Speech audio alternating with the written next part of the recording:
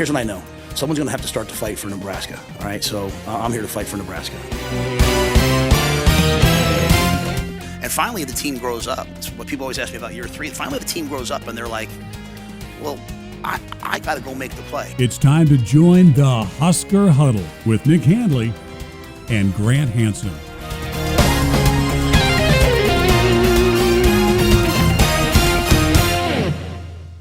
All right, it is back with the Husker Huddle here. I am Nick Handley alongside with Grant Hansen. We are happy you are with us on what was kind of a week break that we had because we had our roundtable discussion out of Cross Train. And by the way, if you are out there and you are a avid listener or viewer of this show, thank you for being out there at Cross Train out in La Vista. We had a blast with our Huskers Live on Tap with the folks at Husker 247 Sports, 24/7 Sports, Mike Schaefer, Michael Brunson, Brian Christopherson. A lot of fun. So if you haven't seen that, well, we've got it uploaded for you. You can check it out on our YouTube page at Performance Podcasts and where you've been getting this show. But great to be back here in studio to talk about another response, Grant, that we're going to get to. But as always, want to encourage you to get involved with the show. Do so whether you're watching or whether you're listening like you do with your podcast. So many ways to engage with the show. Yes, folks. First off, if you want a direct line of communication to us, all you have to do is email us at Husker Huddle. That's Husker Huddle at myboomerradio.com. Husker Huddle at myboomerradio.com is the email for the mailbag that we'll do later in the show, among other things. So if you have any questions or thoughts, of course, the comment section is open as well down below in our YouTube channel. And so get us with a comment there if you have some thoughts of your own about this Nebraska-Minnesota game, which I'm sure you do. And we'll share with those with you here in a second.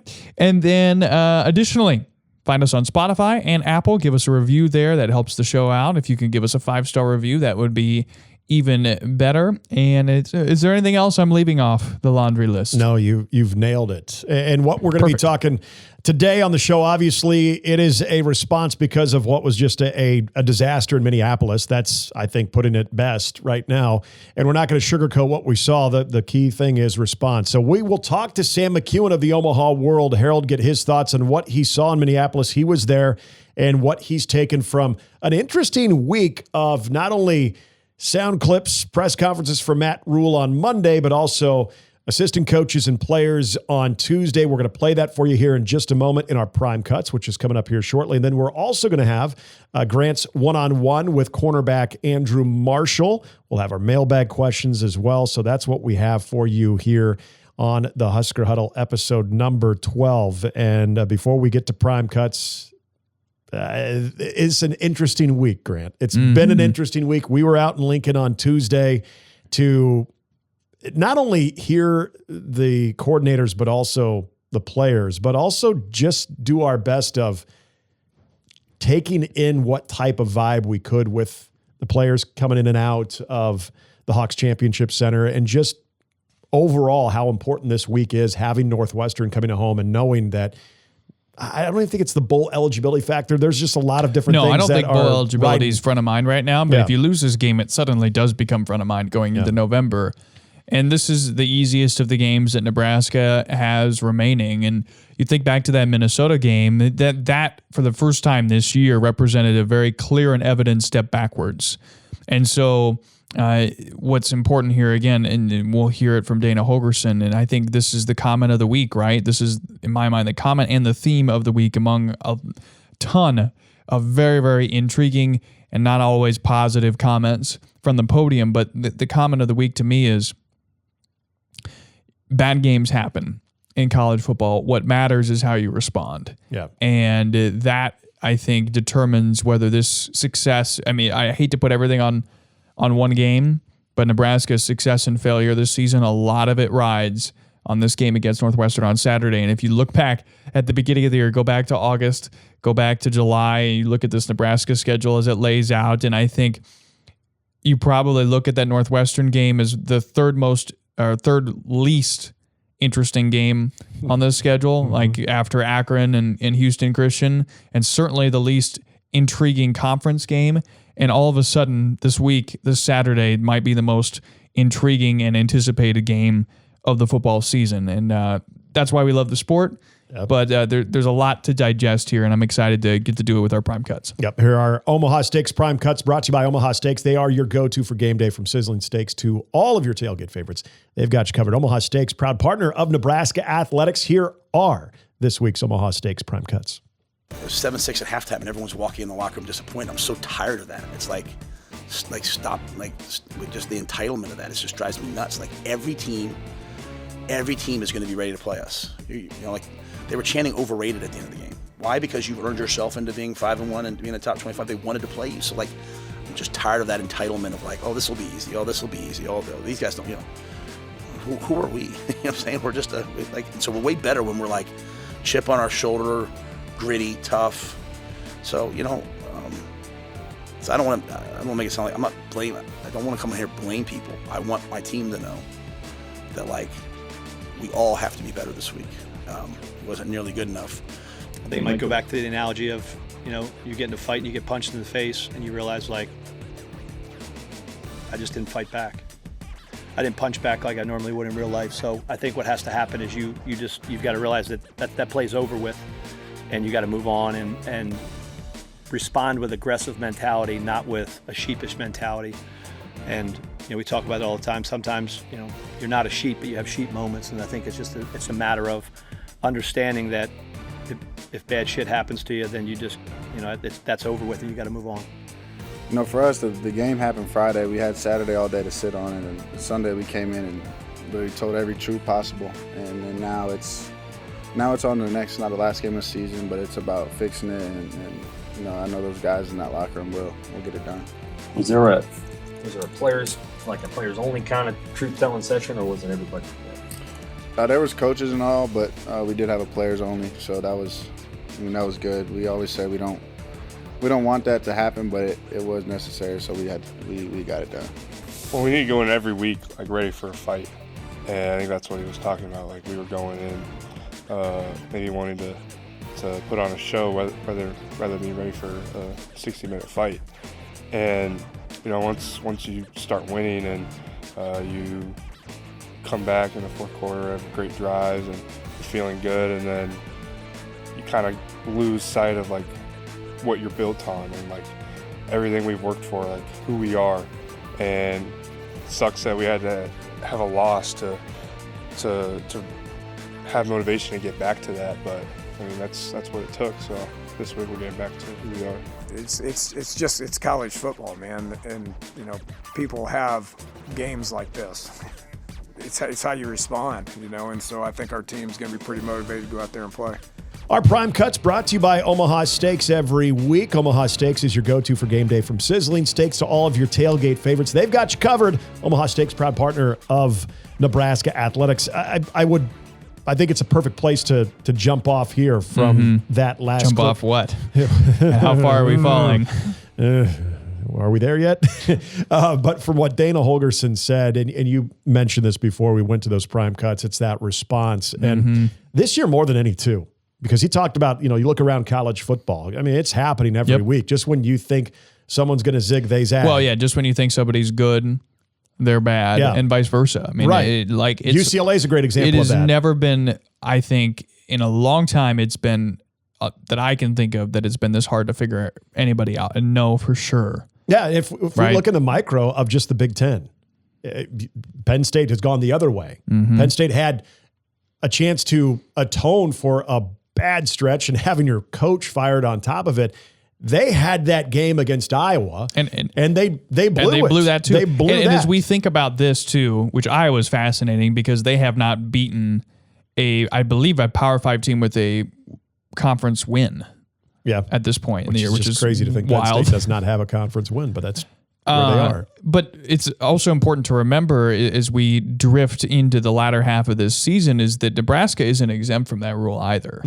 Nebraska isn't exempt from a late season collapse, and that's obviously a pain that Nebraska fans know all too well under Matt Rule. And there's been a lot of unfair stats thrown around, I think, over the course of this week, but one that I certainly think is fair and is worth exploring and considering is that Nebraska, after getting to win number 5, is in the regular season 1-10 under Matt Rule. Yep.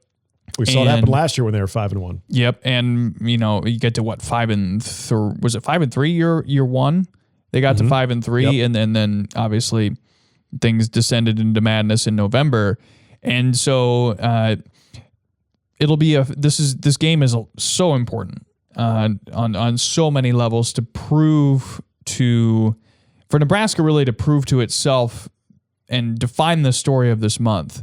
Because if you lose this game, the story of the month it changes. It goes from being, hey, Nebraska did the things that it needed to do against Michigan State and Maryland to come back and win games, and then had a faulty day in Minneapolis on a Friday on a short week after an East Coast road trip, and then they beat Northwestern and they finished the month 3-1. Or it becomes Nebraska barely got by Maryland and barely got by Michigan State and walked through this month against its most winnable stretch of conference opponents during the season, the month where they needed to stack wins, and they walked through it and finished 2-2 after a devastating home loss to Northwestern. I mean, that's what's at play this week. And it's not to say that if the latter, the nightmare scenario plays out for Nebraska, that they can't somehow find a way to right things in November. History would say that they aren't capable of doing that. But that's what's on the line. And we think about the guys that are up there, and a lot of awkward moments. Yeah. Or at least awkward questions to answer. You're talking entitlement a lot. Kind of that entitlement word being thrown out there a lot. And that's for the players, but to some extent for the coaches. Mm-hmm. And it's just an interesting deal, right? Like, I don't think we've seen Dylan Raiola as down as he was this week. Luke Lindenmeyer, similar situation, the two guys that were highlighted here. And I don't know really what to think of that, right? Because I don't know if you want Dylan coming to the podium after a loss like that, all hunky-dory. Right. Hey, everything's great. How you doing? Great to see you. Yeah. Gotta look good. I don't know if anybody wants that. No. Right? And so there were some people that were like kind of freaking out about Matt Rule, saying the comment he made about the coaches or the entitlement or any of this stuff. And there's a part of me that says, well, what do you want him to say? Yeah. Things aren't okay. It's clear things are not okay, and that loss last week was not okay. And he's been honest as long as he's been here, and he's not going to go up to that podium and say, well, you know what, we just had a bad game, and we'll come back next. Like, no, he's going to be honest and lay out, sometimes with frightening specificity, exactly what's going wrong. And so, there's part of me that wonders what the fan base wants him to say. And at the same time, though, there's alarming things that were said. And we don't really know whether it was a fluke or not, whether Nebraska is going to be okay or not until Saturday, right? Like, Saturday is the missing data point of this month and of this stretch of the season for Nebraska that tells us a lot about where things are going to go going forward. Yeah, I want to comment on what you brought up with the overall demeanor of the players and the coaches. It was definitely a more animated Matt Rule, an honest one, sure. Yeah, as negative as he's been here in Nebraska in a press conference ever. I would agree with all of that. Dylan looked like the last thing he wanted to do was talk to the media on Tuesday. I'm sure none of them want to. I get that. I totally understand that.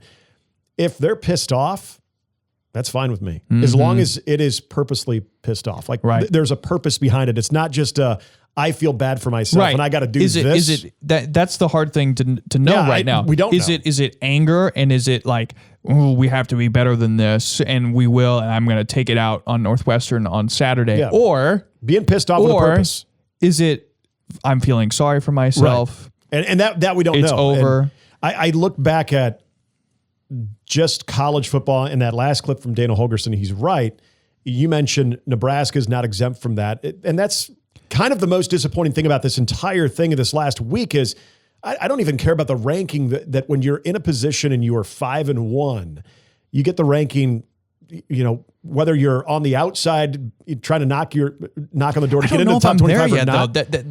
That's maybe one of the things that sticks with me, and it's an underrated part of the story in that loss to Minnesota is losing the ranking.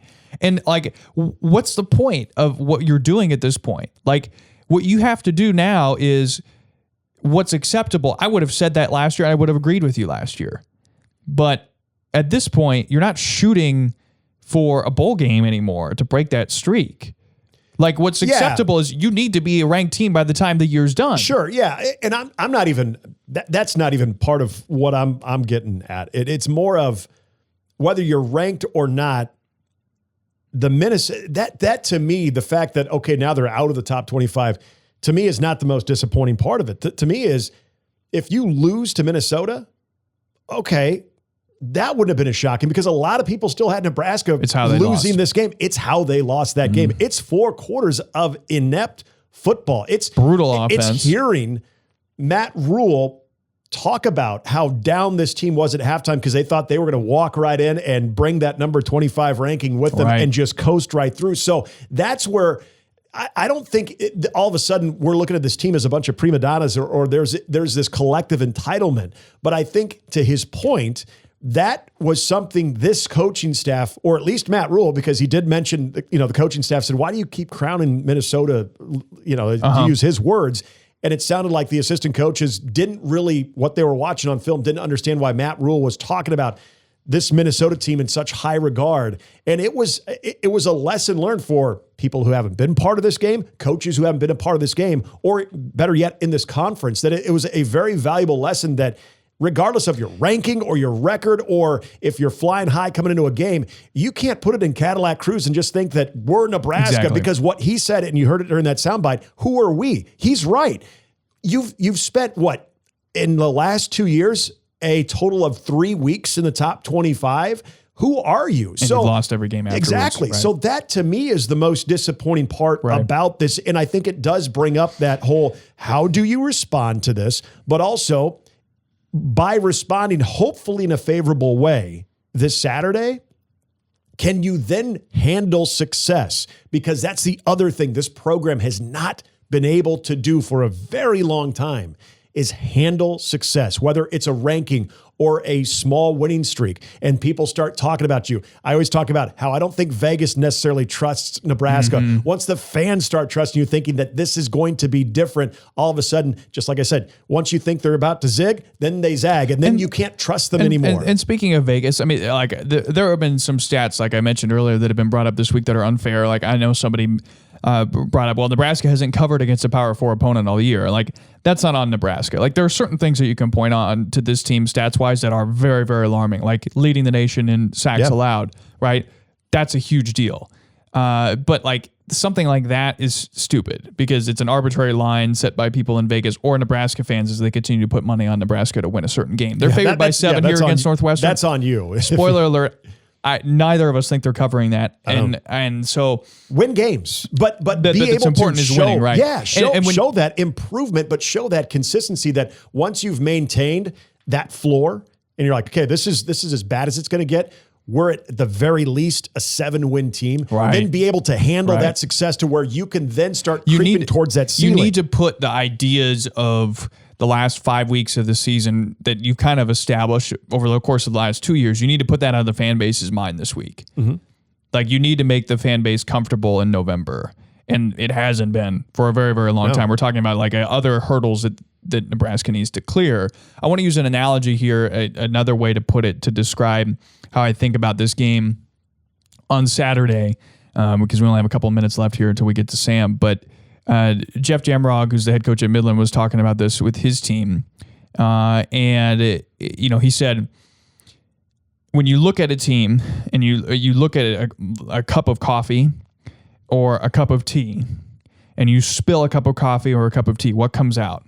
Coffee or tea. And so when you face adversity and life spills over on you, what comes out and the result that comes out is your character and what was inside you all along. And that's kind of how I see this Saturday game for Nebraska. This game against Northwestern really defines what type of team this is and how legit some of the small-scale adversity they've been able to overcome earlier in the season in the game against Cincinnati, Michigan State, Maryland, how legit that was. And to me, this defines a lot, this game, about who this team is and how they'll be remembered. Yeah, and it's another bullet point in year 3 of Matt Rule, where we've seen examples. You brought up some of those one-score victories that Nebraska had, they've been able to check a couple of those boxes. And this is another one. Is much of a dud that was on Friday at Huntington Bank Stadium.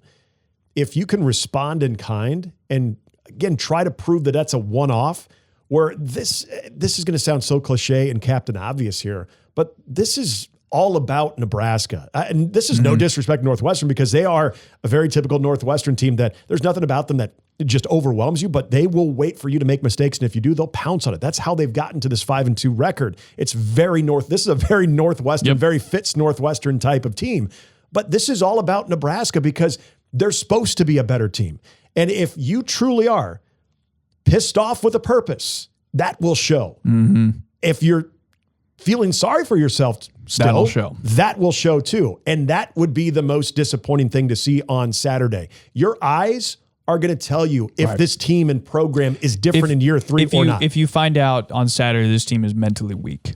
Absolutely. If that is what comes, if that's the takeaway, leaving the stadium at 2:30 on Saturday afternoon. Absolutely. There'll be a very depressing month of November. And with that, we go to something that could perhaps cheer you up. Our friends at Omaha Steaks. Always picks me up, I'll tell you what. Whether it's after a tough loss to Minnesota or you just have, we had a lot of birthday festivities for Reese. And so you better believe that Omaha Steaks was a big part of feeding family and friends, because they can accommodate parties, your tailgate parties, anything from, obviously, they're fantastic steaks. And we're talking prime cut steaks. We're talking the very best you are going to get. And you're going to notice that when you cut into that USDA certified tender steak or a juicy burger. The very best ingredients, the highest quality of meat that you will know exactly in that first bite.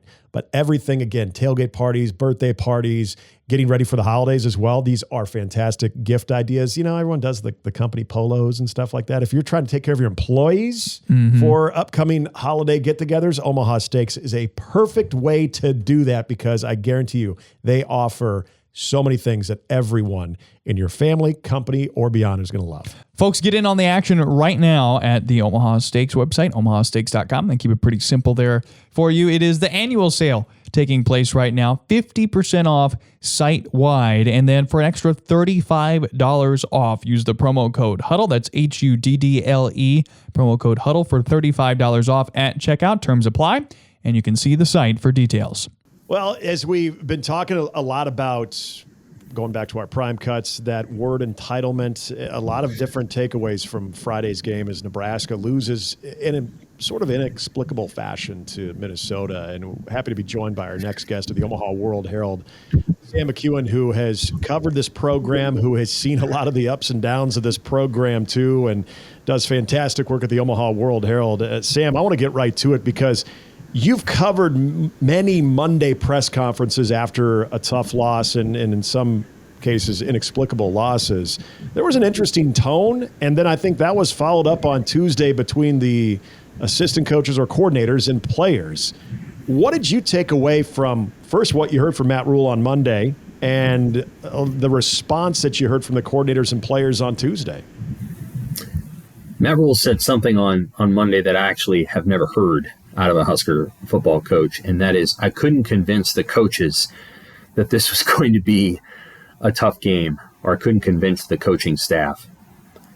That surprised me a lot, and you don't often hear that from a head coach. Now, of course, he took responsibility for that, but at the same time, you just rarely hear it. You just rarely hear a head coach say that his assistant coaches were not sure that this was going to be a hard game. It was a real indictment in some ways, and of course, he noted, too, that a couple of the coaches asked him why that he was crowning Minnesota. It's just surprising to me that, A, he would bring it up, but B, that anyone would say it. Maybe he found it galling. I certainly do.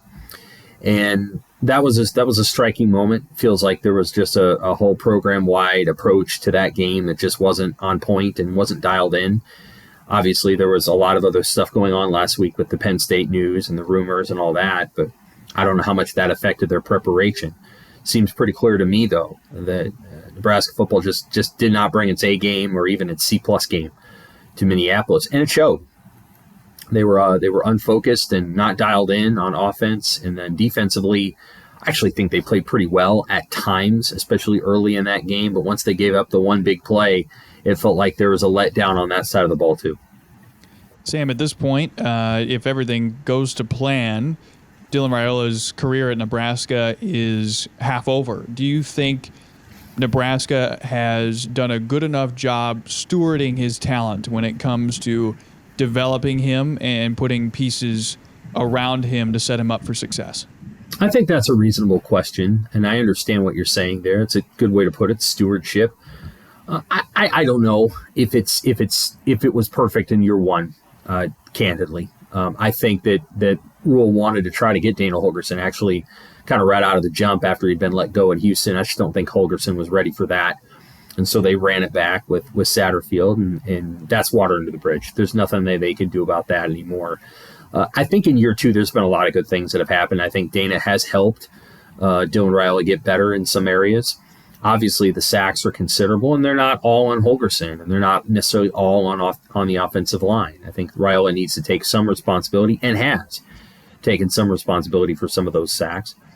At the same time, I do think that the receiving group has gotten better. It's improved, but they've got to find a way to get those guys the ball. I mean, Ja'Cory Barney has, I believe, not too many catches in the last 3 games, and Dane Key had 0 against Michigan State and 0 against Minnesota. It's not good enough. And I think they all know that. I think there's probably some frustration in that room for sure. But I think Holgorsen's done a pretty good job. And, of course, he's developed a lot of NFL quarterbacks in his time as a coach. So I think Dylan's being given a lot of the resources that are needed. I think he could be given a better running game. That was probably true last year, and I think it's true this year. And Nebraska's trying to develop that. And they have, 5 games left this season to prove that they can run the football and balance things out for Dylan. I don't know that they will, but they probably should try. And I think they're going to try. Through 6 games now, I should say 7 games now just beyond the halfway point of the season, when you look at this 2025 installment of Nebraska football, what area would you say people can trust the most about this team? The special teams. I think the special teams has been really strong, especially the return games have been really, really strong. And I think the way that Mike Eckler coaches is just such a good fit for this moment. And I'll be candid, when he was here in Nebraska in 2010, 2009, 2010, 2008, maybe he was a little bit too juiced back then, too excited. But reality is he's no less excited now, but it fits this player today. It just does. I think players today need that level of energy to focus them, because I think players today are a little bit more distracted and a little bit more attention spans a little bit shorter, right? We all have phones, all those things. They got a lot of things going on, and I think Eckler is able to reach those kids in a way that's really effective. And if he had been maybe 10% too much back in the day, he's not now. He's right on the spot. And you can see by the way they perform on the field that he has their ear and he has their heart, and they've done really well. I mean, Matt Rule made a point on Monday to say the special teams played well at Minnesota. He didn't back down from that. So obviously he was accepting that group of players. That group of players did their job. In the Twin Cities. It was the offense and defense that didn't do a good enough job. Sam McKewon of the Omaha World-Herald here with us on the Husker Huddle. And Sam, I'll give you a lot of credit because on Tuesday during the press conference, and I know there's a lot of people that would say he's just doing his job and that's what he's supposed to do, but it's a hard thing to do, to hold people their feet to the fire sort of in the way that you did on Tuesday, and asking pretty much every responsible party about Matt Rule's comments on Monday, whether that was John Butler and a vanilla defensive game plan or some of the things that you had to ask Coach Holgorsen or the entitlement with the players. Were you satisfied with the responses that you got on Tuesday? Yeah, absolutely. I mean, in sense that I don't know that they also necessarily revealed good things. I mean, I found the comment by tight end Luke Lindenmeyer honest, but not good, in the sense of we thought we were going to put on a show. Okay, I understand that. And he was being honest. So yes, he gave a great answer. I don't know that speaks well of whatever their mental approach was last week. But yeah, absolutely. And Matt Rule is the one who held them accountable. So we didn't have to search for it, and we didn't have to pit people against each other or any of that. Matt Rule said all that stuff on Monday, and so if he says those things, then that's right out in the open. And I'm sure that all of those players heard what he had to say on Monday, and they probably have this moment during the course of the day where they're like, "Well, what'd Coach Rule say?" And they probably hear about it. And so none of those guys, I think, probably went into that press conference thinking to themselves, "I wonder if I'll be asked about anything hard." They knew that, and they were pretty honest about it. Holgorsen wanted nothing to do with the convincing coach's comment, and I don't blame him. I understand. I thought that comment that Rule made in that moment was surprising to me, and I've heard a lot of different things over the years. That was a little surprising, and I don't know that Holgorsen knew how to respond to it. I didn't ask Butler about that. Another reporter did. Oh, yeah. And Butler kind of took it, he kind of agreed with it, but again, that's a hard situation to, and I asked Rule a follow-up question about that, and he said, "Hey, Dana worked his, tail off, and Butler worked," and I think that's all true. I think that was a moment where Rule was just really frustrated with the fact that they really got beat badly at Minnesota. And I think there's an understanding now among the players and the coaches on that program that Minnesota really likes beating Nebraska. And there isn't necessarily like a big reason for it. It's not like Nebraska and Minnesota had this big fight back in 2017 or 2018 that pointed the way to this. But they take pleasure in beating Nebraska like that. And Nebraska has to be able to fight back. And a lot of this team's really young. A lot of these guys were not here in 23. And even more of them, there's only a handful, maybe 10, that were here in 21 when they went up there and really, bumbled their way to a defeat back in 21 up there, and were here in 22 when they had a 10-0 halftime lead. So there's all these little things in there where a lot of these kids, they just don't know. And a lot of these coaches just don't know. Donovan Rail is the only assistant coach who was here in 22. So now they know. I think Rule is frustrated that they didn't trust him. Like, he tried to say it. They didn't really believe it. They kind of shrugged their shoulders. What's interesting is if they had beaten Minnesota, they might have felt that way about Northwestern. They won't now. They won't feel that way now. But they might have felt that way about Northwestern because Northwestern is very similar to Minnesota. I wouldn't call them an elite team, but by golly, they got 5 wins. And you can't look down your nose at a team that's 5-2, and Nebraska won't. And with that too, Sam, because I think this is interesting to look at this Northwestern game in various perspectives, because we all do our preseason win-loss record. We look at different areas of the schedule and say, okay, this could be a turning point of the season. I know there were a lot of people, myself included, that had Nebraska losing to Minnesota at the preseason. Yes. And so that to me wasn't the most shocking development from Friday, was how they lost. But I also, if you would have asked me back in August, that this Northwestern game might be a major swing game for what Nebraska looks like going forward, I would have thought you were somewhat crazy, but I feel like that's kind of where we are with this game on Saturday. Yeah, that's a very good point. A lot of us did think Nebraska would lose to Minnesota in the preseason. I thought Minnesota would be better. The other thing I knew was going to happen at Minnesota is their running back was going to come back full power. Yep. And so he did. Now you have Northwestern this Saturday, and again, I think everybody chalked this up. 100% of people chalked this up as a win. Northwestern's probably played a little bit better than I thought they would. The win at Penn State, although against a team that's having problems, as people know, was not a joke win. I mean, Penn State wanted to win that game badly, and they lost 22-21, and Northwestern earned the win. That's a better win than really any win Nebraska has this year, except maybe Cincinnati. So you cannot thumb your nose at Northwestern. They will not come into Nebraska afraid. Probably going to be a sleepy crowd to start. So Nebraska's they have to play hard. And then I think they also have to control. They have to think about game control. And one of the things they lost at Minnesota when they fell behind 7-3 is they lost game control.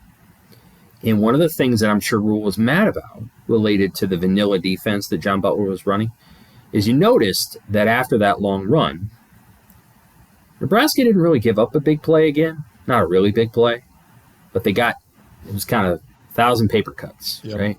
Yep. That's the one thing Rule does not want. So one of the reasons I think he wanted it to stay aggressive is because, like, listen, we'll live with a bad play, but we need to get the other team off the field because we are not going to sit here and get bled out. And that's what happened. Well, Northwestern will do the exact same thing. They'll do it. They'll get 2nd and 6, 3rd and 2, first down. 2nd and 6, 3rd and 2, first down. And that's not what Rule wants. He wants to create havoc and get them behind the line of scrimmage. And Nebraska's going to have to find a way to make plays on defense. I've said this a couple of different times. I think Nebraska's defense in a couple of years is going to be really, really good. It might be even really, really good next year.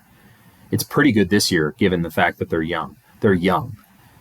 Keona Davis is probably going to be a butt kicker of a defensive lineman in 2 years, but he's 275 pounds now, and he put on 25 of those pounds in the offseason. Williams Nwaneri is 255, 260. It just takes time. Like, some of these guys don't fully grow into what they're going to be in the NFL or as men until they're 21, 22 years old.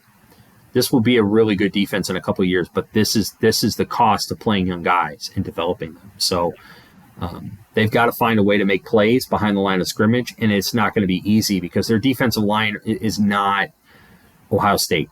It's not Oregon. It's good, but it's small and it's young. And those guys will get bigger and they'll get older, but they're not quite there yet.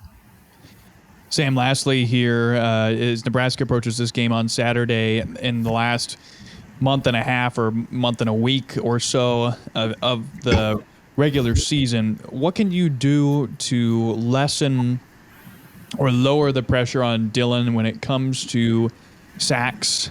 And how, I guess, disappointing is it that this is this much of an issue, even if it is on everybody, even if Raiola could step up a few more times, or even if you could have had better pass protection. Nebraska's offensive line has started as many, what I believe I saw in the notes this week, that group collectively is within the top 10 nationwide in terms of returning starts from a year ago. And so how disappointing is it that this is this much of a problem, that the offensive line, even if you have issues at other positions, couldn't overcome some of these things for those positions that don't meet the standard from a play-to-play basis? Yeah, well, first of all, it is disappointing, right? I think people are disappointed in what they've seen so far this year from the pass protection. Some of that is on the line, some of that's on the backs, some of that's a little bit on Raiola, some of that's on a couple of receivers being covered at times. How do you protect him better? Well, there's a couple things you can do. One, you can run the ball more, and you can slow some of that defensive line down. You can even run draw plays with running backs. They don't like to run Dylan, but he could run once or twice. It's not against the rules, and maybe you run him once or twice.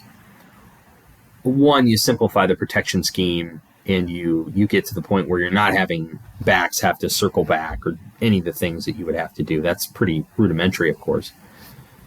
I think the other thing you can do is you can find ways to get the balls to your playmakers, like Barney, like Key, where you're getting it to him behind the line of scrimmage. Like Barney can get the ball on the run in a pitch pass or in a jet sweep, get him the ball, let him do something with it, run in perpendicular to the line of scrimmage, and then he turns his hips and he runs. Find a way to get these guys the ball.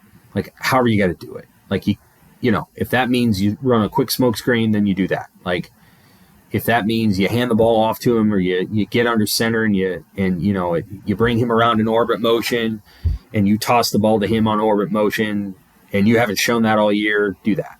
Like, try to do some different things to get your playmakers the ball, because it's not really about, Ja'Cory Barney needs to run a 30-yard route. No, they want to get Ja'Cory Barney the ball.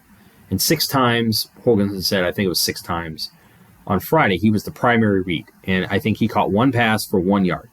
Okay, well, if he can't get open or the protection takes too long, then get him the ball some other way. Line him up outside and have him catch a screen. Like, do whatever you got to do to give him a chance.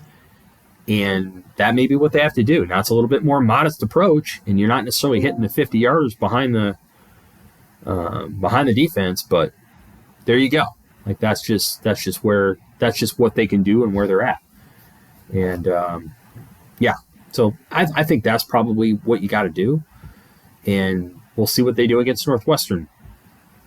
It's going to be interesting. On offense, it's going to be really interesting. Now, defensively, I think I have a pretty good idea of what they've got to do and then what they can't do and what will probably happen. I'll be surprised if they shut Northwestern out. I really will. But on offense, it's going to be interesting because who knows what's going to happen? We don't know. Yeah.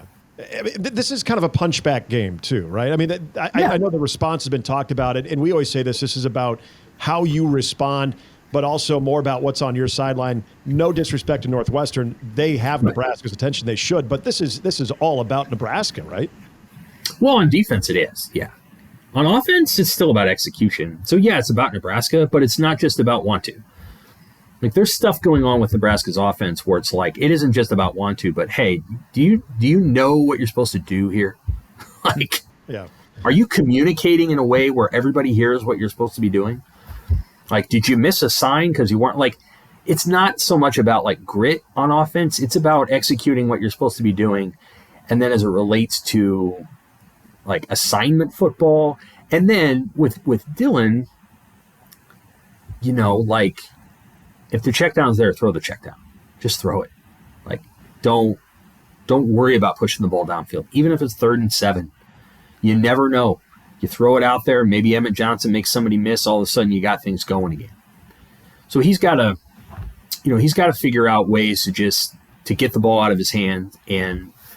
But on offense, it's about want to, but it's also about execution. Like, they have to do a better job of executing the things. I mean, there's circumstances during the Minnesota game where I'm like, nobody is teaching this player to block down on a lineman and have this other guy whip around him to right at the quarterback. Like, someone missed an assignment or the tackle thought something else was going to happen than what actually happened.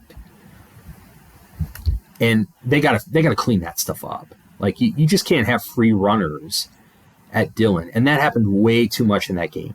Like, there were circumstances where Dylan's just getting, or even a run play, where the guy might get, like, Emmett might get 1 yard downfield, and then they got to go for shooting through that gap because it's been left open. And that's just bad scheme, and it's bad communication. So on offense, I'm really curious. I don't know exactly how it's going to look, to be perfectly honest with you. I don't think anybody knows what it's going to look like because they've been so all over the place on offense. They've been really good at times, and they've been really bad at times.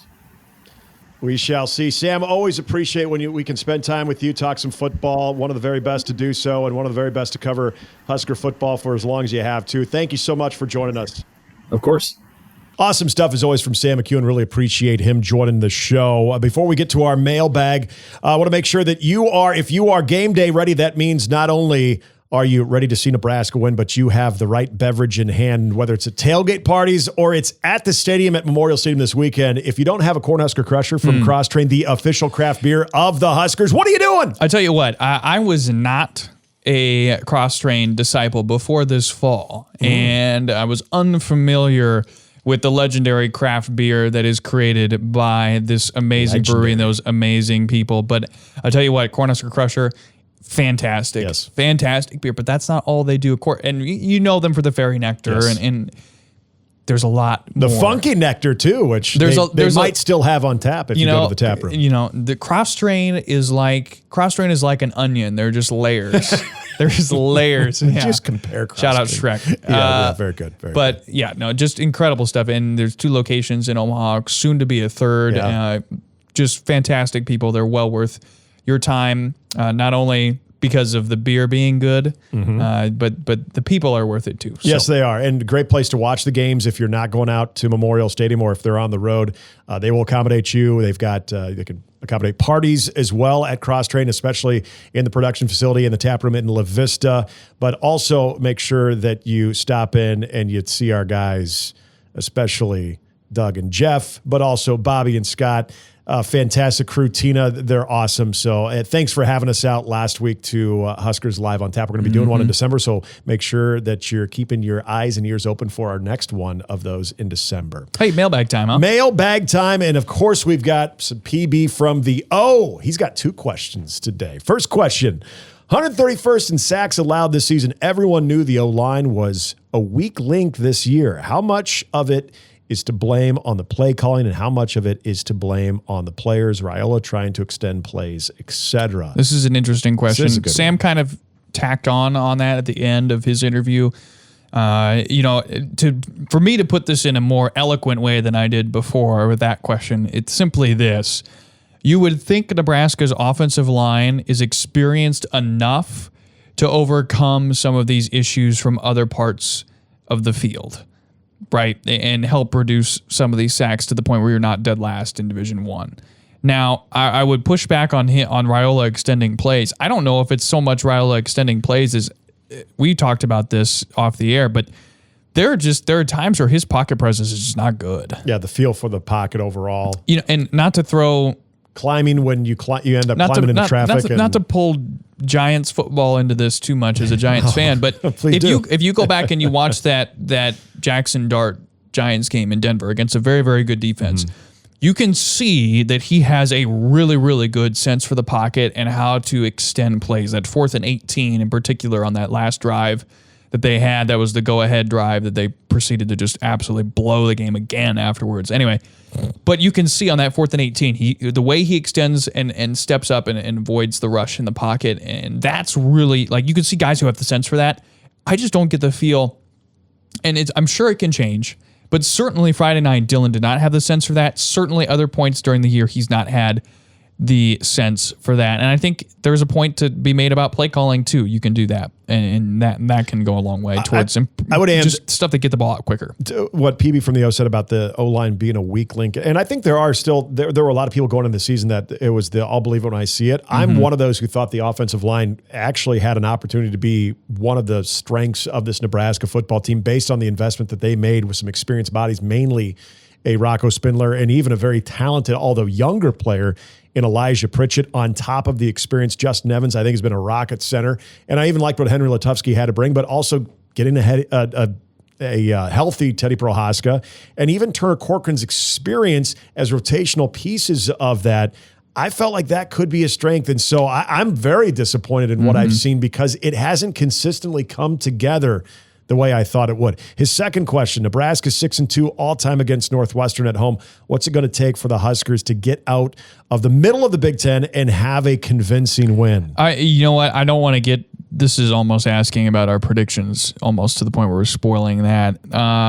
So I don't want to dive too deeply here. I can show your hand too much here. Because we'll have those shortly. So stick with us, PB from the O. I will circle on this. I don't think Nebraska is going to have a convincing win. If they win the game, it'll be like using convincing is almost disrespectful to Northwestern. Like, this is not the team that they beat in 2021 in the way that they did in 2021 and just blew them out of the water. Yeah. That's rare. This is a team that will play Nebraska to a one-score game almost certainly. This is and they're good enough to do that. Northwestern. They're good enough to do that. Like, this is a bowl team, I think, and even though it's David Braun, this is a vintage Pat Fitzgerald team. Yeah. Defense, they're going to sit around, let you make mistakes, and then they'll capitalize on those without really overwhelming you. I come back to offensive execution. You're going to have to execute, right? Like, if Northwestern shows you that shell defense in Cincinnati did, Nebraska's keys to victory in this game will be very similar to that one in that they may have to make a 4th and goal play that results in a touchdown. They're going to have to take care of the football, and they're going to have to move the ball methodically down the field, and you can't get very far behind the sticks. This game, as it has really all year, to me, is way, way, way, way more about Nebraska's offense than how its defense plays in this game. Yeah, what I would say a convincing win is going to be in this game is if your eyes tell you that Nebraska from start to finish had control of the game. Yeah. I mean, and I know that can be extremely open interpretation there, but that's what it's going to take. You're going to be able to see that if they're in game control. I think that's going to be a huge part of this because I expect this thing to be tight. Our last question we got to get to.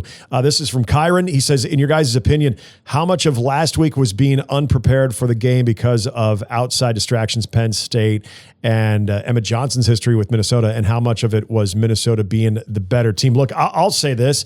I said it last week, and I'm going to say it again. PJ Fleck has this team and has that Nebraska game circled. I don't know if he actually does, but there is this sense that this game, that Nebraska game, means a lot to Minnesota. And as Sam mentioned, they take a lot of pride in beating Nebraska. Nebraska needs to return that favor. So you knew, and this was part of Matt Rule's frustration, is he knew what type of game that they were in for. Unfortunately, wherever it was throughout the entire program, there was some disconnect on how truly good Minnesota was going to be. And for whatever reason, they didn't bring that to the equation. I think the distractions, the Emmett one, and also the Matt Rule in Penn State, although little bit of distraction, I don't think that kept them from preparing at their very best and being able to put out the product that they should have had. So I dismiss that. I just think Minnesota was flat out better. They punched Nebraska in the mouth, and they had zero response to it.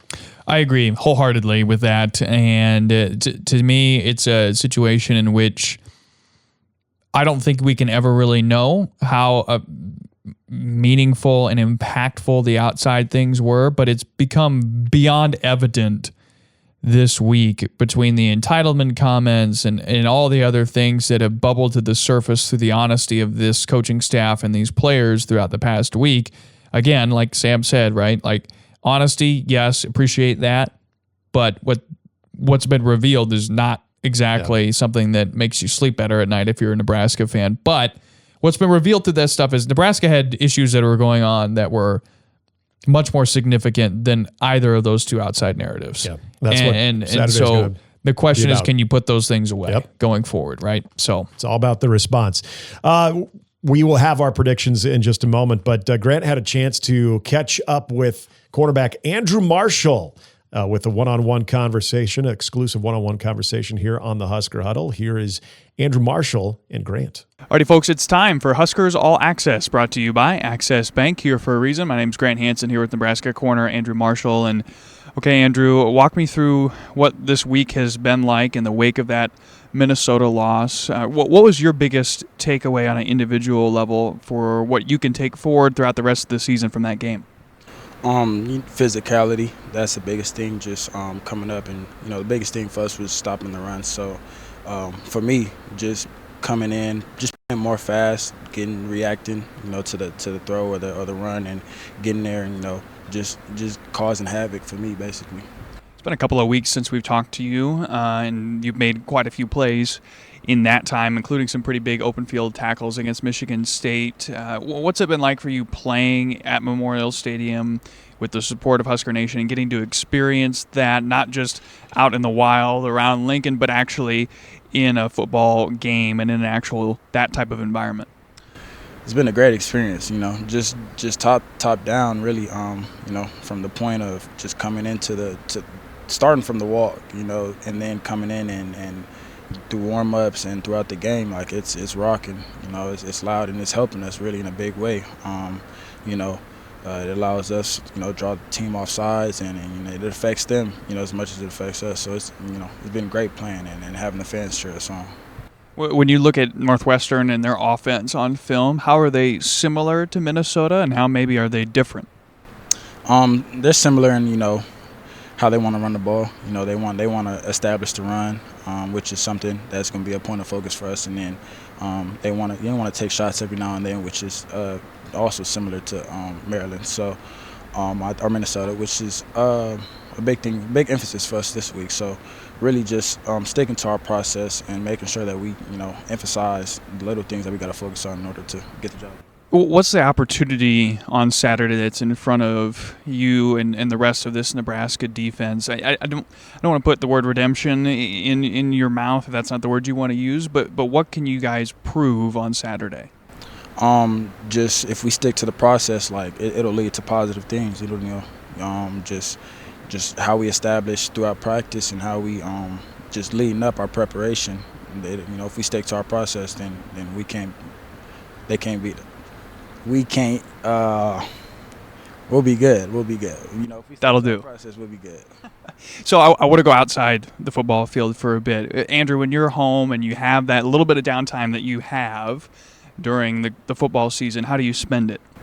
It's one of three things. I'm either watching film, playing the game, or talking to family, friends. Mm-hmm. I'm a big family friend guy, so.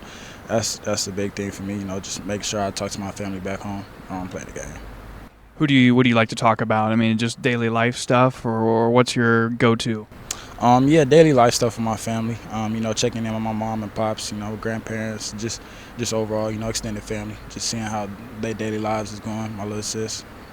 All right, if you had to pick a TV show, a movie, or well, let's have you pick both. What's your favorite TV show that you ever watched, and what's your favorite movie? My favorite show, I'm gonna go regular show, and then my favorite movie, it's a baseball movie. Sandlot. The Sandlot. Aha, that's a great choice. And then lastly here, give me, like, if you're going to cook for yourself, what are you going to make? And you're like, this is my favorite thing to make for myself. And then when you're going out and maybe you're going to go out to eat somewhere, like, what's your go-to? This is your favorite thing when you're not cooking for yourself. My mama taught me how to make her egg rolls. So, you know, whenever, that's my go-to. Like, man, I need something good to eat. I'll call up my mama and ask her how to make these egg rolls. And then when I go out, I'm a little basic. I just go like a little cheeseburger. I'm always good for a cheeseburger. Same. I appreciate that. All right, well, he's Andrew Marshall. I'm Grant Hansen, and this has been Huskers All Access, brought to you by Access Bank, here for a reason. Good stuff there with Grant and Andrew Marshall. Big part of this game, too, how the defense responds. Of course, Sam was talking about that as well. I want to get to a couple of college football games before we give our predictions with Nebraska and Northwestern. Some SEC battles going on. This is relatively a light top 25 slate in college football, which means this will probably be one of the more entertaining weekends of college football. That's how it works. Just when you think it's like, there's some duds, there's usually a lot of chaos. But we're going to go with Oklahoma hosting Ole Miss. And Lane Kiffin, just like how Matt Rule was being rumored for the Penn State job, Lane Kiffin's name is out there quite a bit. A lot of people, I'm going to offer an opinion, but a lot of people feel pretty confident that Lane would move to somewhere like Florida. Yeah. I don't know why you leave if you're him. I don't either, because I don't know why you go there. And he's continuing to make and they're that already a national. They're a national title contender right now. They're a top 10 team. They are squarely within the CFP race. I don't know. I don't have enough of a back end look at the resources from a name, image, and likeness standpoint, but I don't know why he would leave. Sure, anyway, Ole Miss is putting in that SEC dough. But you got two SEC payrolls going head to head. This is the game where if you were to give me a healthier John Mateer, I would say I like Oklahoma at home in this one. I still wonder about his overall health and if he's 100%. It wasn't that long ago. We go back to that Texas game where I think a lot of people say he might have been better off not playing in that game when Texas was able to upset Oklahoma. And look, Chambliss, I think, is also a very capable quarterback. But I love Kawan Lacey, and I love Ole Miss's ability to be that complete offense in this game too. So I'm actually going to roll with Ole Miss in this game. Football Power Index winning percentage does favor, or win predictability favors Oklahoma, of course, being at home. OU is a 4.5-point favorite. Over under in this game is 54.5. I think we do see the over hit in this one, but I'm going to take Ole Miss straight up to win this game. I think it's going to be a fun one, but I think they win it by a score of 31-27. If I was a betting man in college football, this might be my favorite bet of the week. I'm on Ole Miss to win here on the road as well. I'm shocked. 4.5 feels like a lot for an Oklahoma team that last week, I don't know. Do you feel like they played a complete game in that 26-7 win over South Carolina? I don't know if you really can feel that way. Yeah. And so, the loss to Texas a couple weeks before. There's not a lot that I love about this Oklahoma team at this point in time. Now, they could definitely change that with a win over Ole Miss, but I'll take the team that had won the last, we're sitting there at 6-1 on the year, just fresh off its first loss of the season to a Georgia team that is very, very good, and a game that they had won in a lot of ways. So I'm on Ole Miss to win here on the road, and it should be a fascinating game on ABC, 11 a.m. This game is a game that feels like it should be in prime time, but it's not because, the next game we're going to pick is. In prime time, under the lights, Death Valley, Baton Rouge, maybe no greater environment when it comes to all of those external factors. LSU comes in with a 20th ranking.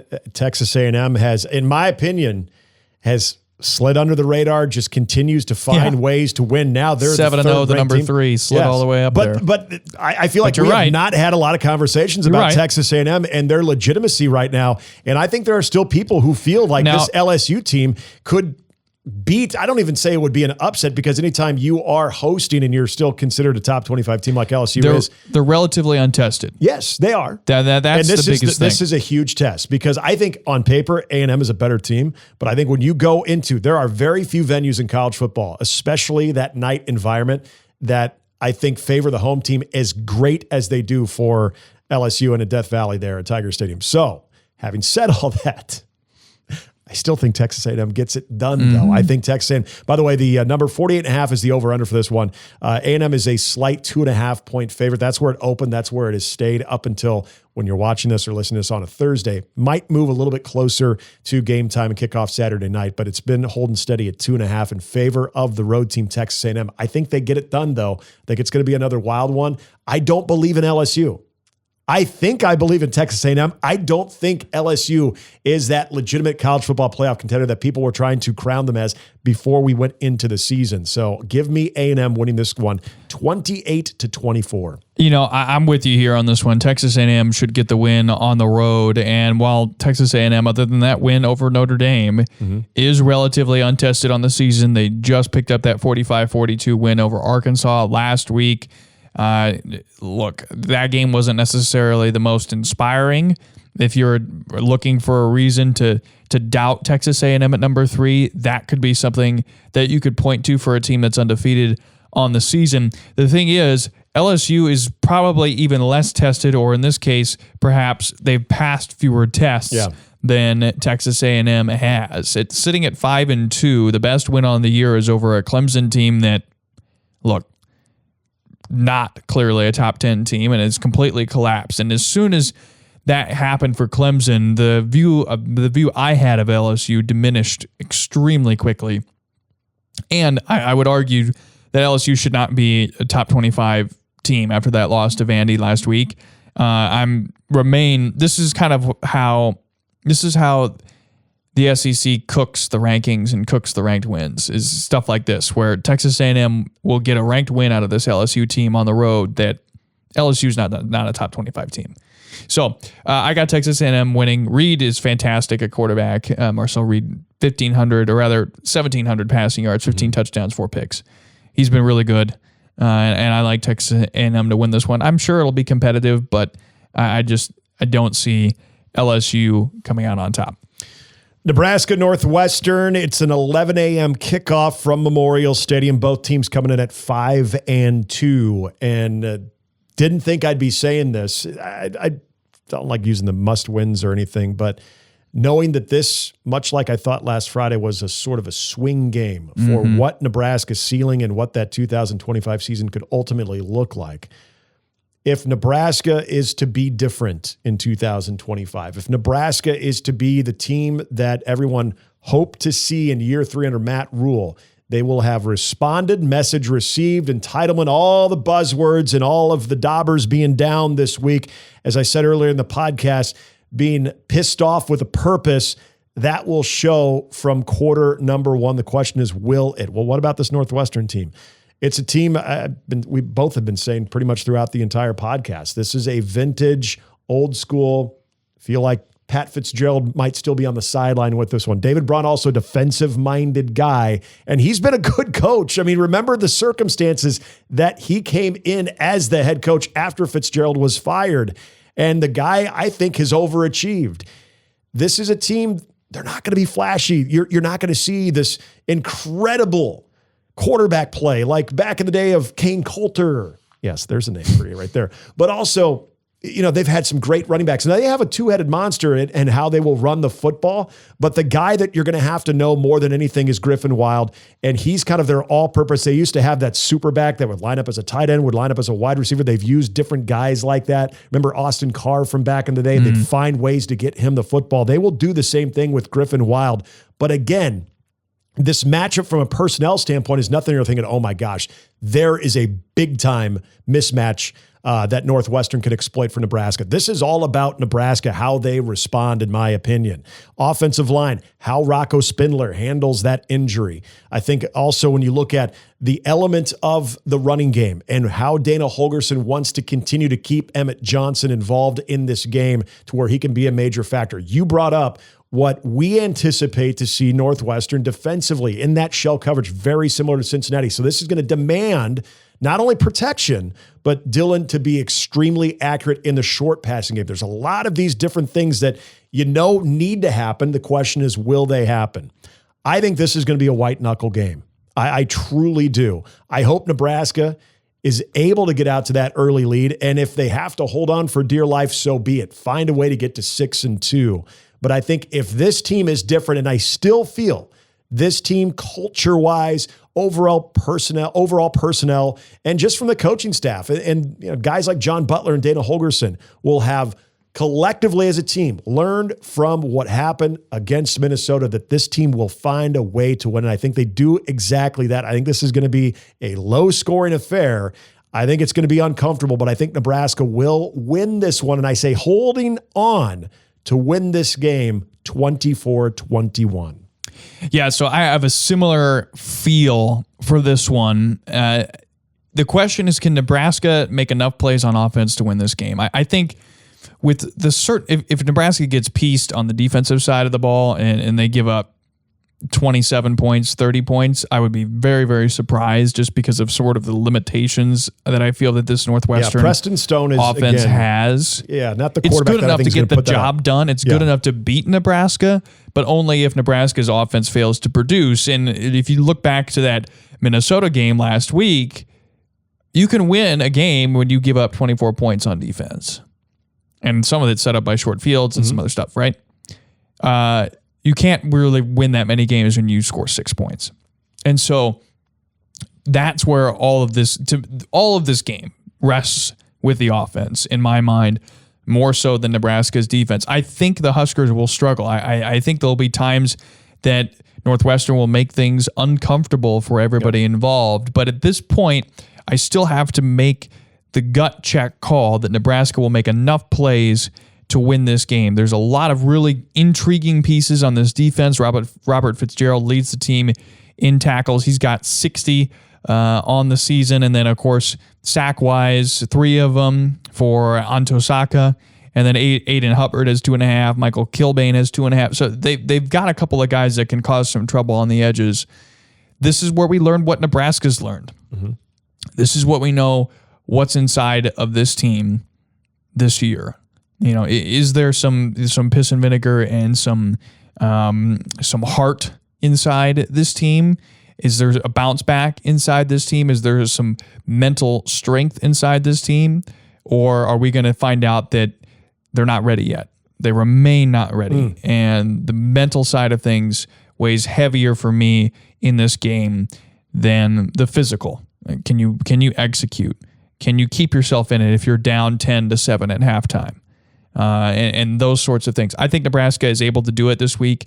We'll say the Huskers win 21-17, but it is going to be a low-scoring, drag-out fight. If Nebraska gets to 30, they'll win this game. But I have a hard time after what we saw last week thinking that's going to happen. And if Nebraska does get to 30, I think they do so with Emmett Johnson having a pretty big role in it. And if Nebraska, I think, gets to the finish line as well, I'll throw this in there because I think special teams is going to be huge, especially benefiting score there, benefiting Nebraska, but also Preston Stone is not going to chuck it a lot. He's not going to be 45 plus passing attempts in this game, but this guy is a 10 touchdown to 7 interceptions, so mistakes can be there. So can the defense pick the offense up and maybe set them up for a good situation with the short field as well on top of the special teams? I think a lot of those different factors. But I think that if you're going to the game, I don't think you're going to necessarily be overly comfortable until the very end. Yep.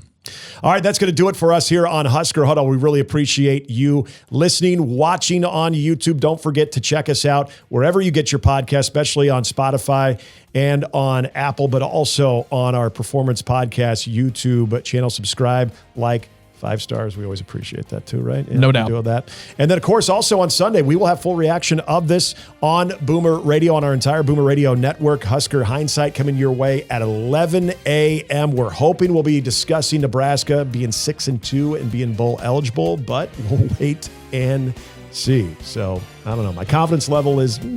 Yeah, that's where everybody's at. We will talk all about that on Husker Hindsight on Sunday. And, of course, we're back next week on Thursday with episode number 13 of the Husker Huddle. Until then, for Grant Hansen, I'm Nick Hanley. Appreciate you tuning in and listening to the Husker Huddle. We'll talk to you next week.